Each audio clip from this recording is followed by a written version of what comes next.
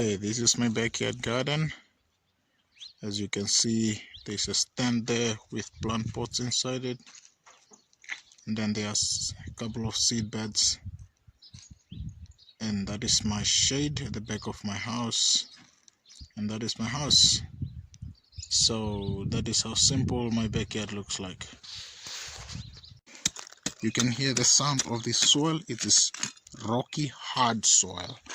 It's rocky hard soil. It's not soft sand, it's not clay, but it's rocks. So in this garden,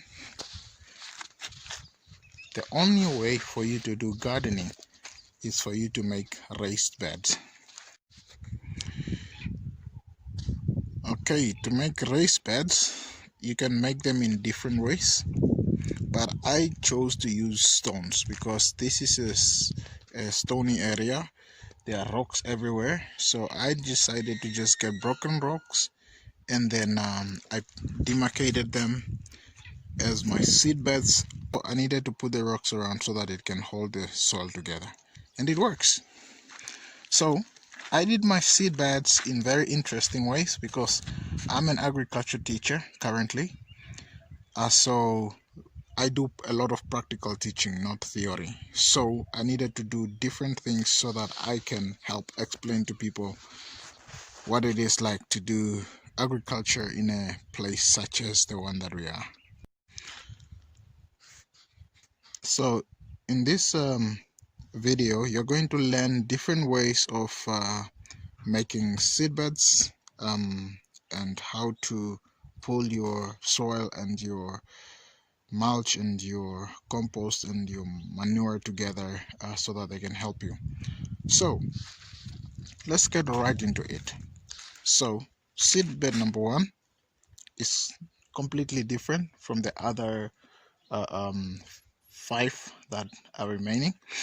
And firstly, if you look at this seed bed here, what I did is I'm just busy removing the top layer with the mulch which I collected somewhere, and so I took this soil which is like in one of the areas that we are throwing our plastic bags and papers and burn them because we don't have a dump site, and the nearest dump site is like a 30-minute drive from here. So what I did is I went at that place. We have dug a hole, and out of that hole we took the soil out, and what I did is that I took that soil, put it in a wheelbarrow, pushed it in my yard, put it at the bottom, and then I took compost which I made myself and I put it on top. And what I did is I started watering the seed bed, and then later on, when the soil was wet enough, then I put the mulch on top, and yeah, I made this bed. That's how this one was made. So my second bed is different, and it's 2 of them that I made the same. So with this one is when I came in this yard, I'm just 5 months in this yard. I'm only in this place for 5 months. So what happened is there was aloe veras which were growing in this corner of the plot. So when I came, I was not happy the way they were looking because they were dying and drying, and they were not completely drying because they can survive a lot of heat because they have got a waxy layer, and it allows the aloe to keep water for a long time. So they were just looking ugly, and I decided to remove them. And then the soil which was at the bottom of the aloe, because it was sitting here for a long time, covering this whole corner of the plot, they were trapping the sand at the same time because it's windy and dry here. So this whole pile plus the next one there just next to the braai stand, they were all having a lot of sand.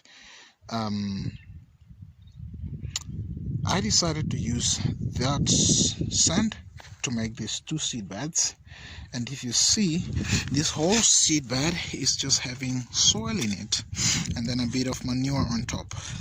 And this is my Swiss chard, which is growing, which is a family of spinach.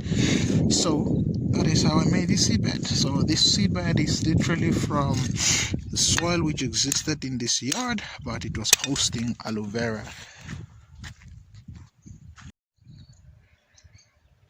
So this next bed is unique. It is the longest bed I have. You can see it goes all the way up to the corner and forming an L shape. So what I did is I went to the riverbed, just like a couple of meters east of our property with a wheelbarrow, and I went to collect sand. So the interesting thing about this bed is if you remove this layer of compost, all this is I'm gonna do another video on composting, but I'm just gonna talk about making seed beds right now. So this layer of compost is on top, and at the bottom you can see that what is there is sand. So this is river sand, pure river sand, and I brought it, put it at the bottom, took compost, put on top, and made a seed bed. And this bed is another one, made it in a different way. So with this bed, if you dig in this soil, you realize there is different type of soil. I also took another pile of sand which was not related to any of the other ones I just finished talking about, brought it in my yard, then collected compost, put it in. So the idea was I wanted to know the types of soil which I have around and how do they function with gardening around here. So apart from just making seed beds like this, these are my other seed beds. These are literally tires that collected sand as well, put the sand in it. And these are my beetroot seedlings. I'm about to transplant them. I'm looking for space to put them because I just ran out of space in.